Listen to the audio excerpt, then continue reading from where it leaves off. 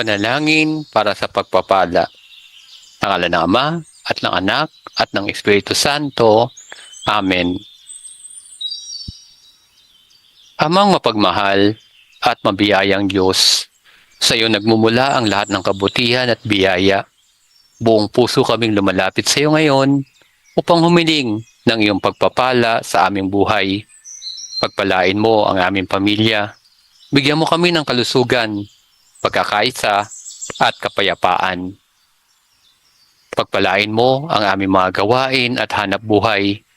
Naway maging daan ito upang makatulong sa iba at makapagbigay luwalhati sa iyo. Pagpalain mo rin ang aming mga desisyon at pangarap upang ito'y nakaugnay sa iyong dakilang kalooban. Kung kami man ay dumaraan sa pagsubok, huwag mo kaming pabayaan. Bagkus, palakasin ang aming pananampalataya. Panginoon, Ikaw ang aming kanlungan at tagapagtaguyod. Nawa, ang iyong liwanag ay sumikat sa aming landas at ang iyong grasya ay patuloy na dumaloy sa bawat araw ng aming buhay.